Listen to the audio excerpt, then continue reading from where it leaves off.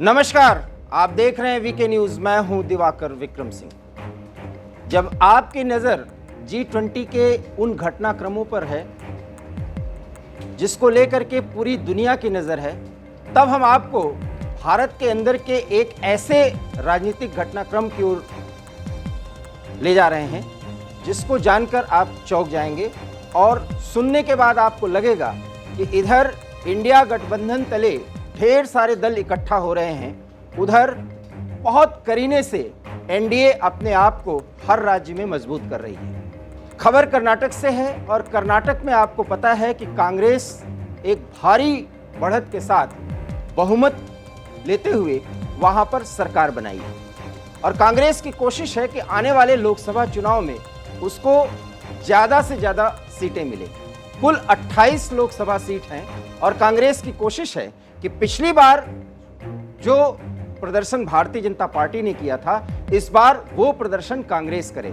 लेकिन कांग्रेस के इस मंशा पर लगता है भारतीय जनता पार्टी ने पानी फेर दिया है, क्योंकि एक बड़ा राजनीतिक घटनाक्रम हुआ है और दो दल मिले हैं। अर्थात भारतीय जनता पार्टी ने जनता दल सेक्युलर, जिसे जेडीएस के नाम से जाना जाता है, उसके साथ गठजोड़ कर लिया है।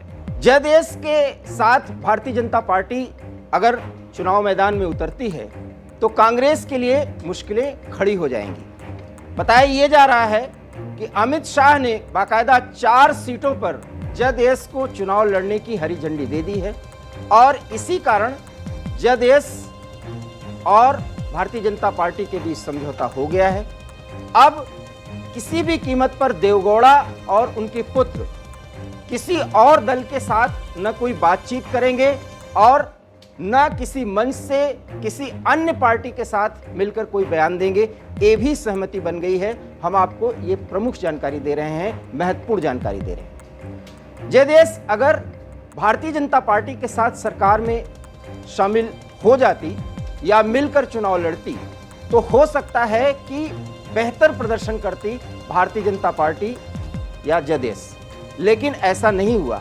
लोकसभा में उस गलती को सुधारते हुए दोनों ने एक साथ आने का फैसला किया है और 28 सीटों में कुल 4 सीटों पर जेडीएस चुनाव लड़ेगी और 24 पर भारतीय जनता पार्टी। हालांकि इस संदर्भ में कांग्रेस के कई नेताओं की टिप्पणियां आई हैं, प्रतिक्रिया आई है कि जेडीएस का अस्तित्व ही मिट जाएगा अगर भारतीय जनता पार्टी के साथ वो लोकसभा में चुनाव में उतरेगी तो। लेकिन हम आपको बता दें कि पिछड़े और दलित वोट जेडीएस के भारतीय जनता पार्टी के साथ आने की स्थिति में मजबूत हो जाएंगे अगर ये गठजोड़ बिल्कुल बना रहता है तो, क्योंकि ये चुनाव है, चुनाव में समय समय पर चीज़ें और बातें बदलती रहती हैं। बहरहाल अभी ये तय हुआ है कि जेडीएस और भारतीय जनता पार्टी एक साथ कर्नाटक में चुनाव लड़ेंगे।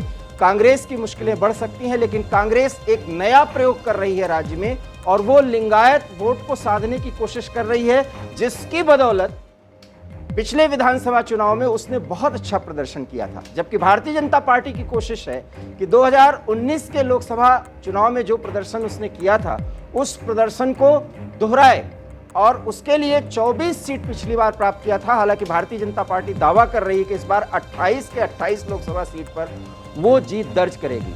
जेडीएस के साथ मिल जाने पर ऐसा लगता है कि भारतीय जनता पार्टी जो सोशल इंजीनियरिंग कर्नाटक में समायोजित किया जा सकता है या जिसकी प्रासंगिकता हो सकती है, उसके आधार पर जेडीएस और भारतीय जनता पार्टी बेहतर प्रदर्शन कर सकते हैं। दूसरी तरफ कांग्रेस का कहना है कि जेडीएस ने इंडिया के साथ ना आकर के बहुत बड़ी भूल कर दी है और जो कुछ भी इस पार्टी की तरफ से निर्णय लिया गया है या कदम उठाए जा रहे हैं, ये उनके लिए आत्मघाती होगा। जबकि भारतीय जनता पार्टी का दावा है कि जेडीएस के साथ आ जाने से सोशल इंजीनियरिंग फार्मूले को वो पूरी तरह से फिट कर लेगी और आने वाले चुनाव में दोनों पार्टियां मजबूती से चुनाव लड़ेंगी और 28 के 28 सीट पर कब्जा करेंगी। कब्जा कर पाएंगी या नहीं, ये तो आने वाला समय बताएगा, लेकिन इतना जरूर है कि विधानसभा चुनाव के बाद 100 दिन सरकार के पूरे हो चुके हैं और जैसा कि कांग्रेस ने दावा किया था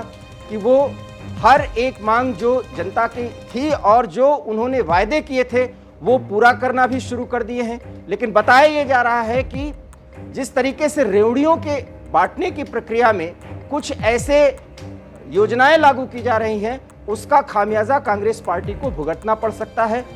कांग्रेस पार्टी के कुछ विधायक नाराज भी हैं, क्योंकि वो जब अपने क्षेत्र में जाते हैं तो जनता से जो वायदे उन्होंने किए हैं उसके लिए जो धनराशि की जरूरत होती है, वो धनराशि अभी फिलहाल आवंटित नहीं की जा सकी है, क्योंकि जो 5 वायदे कांग्रेस ने किए थे उसको पूरा करने में बहुत ज्यादा धनराशि खर्च हो रहा है।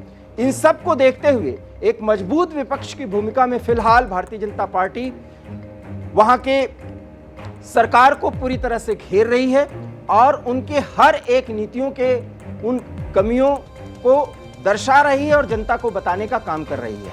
उन स्थितियों में अगर जदेश भारतीय जनता पार्टी के साथ आ गया है और अगर ये गठजोड़ जारी रहता है तो लोकसभा चुनाव में दोनों का प्रदर्शन बेहतर होगा।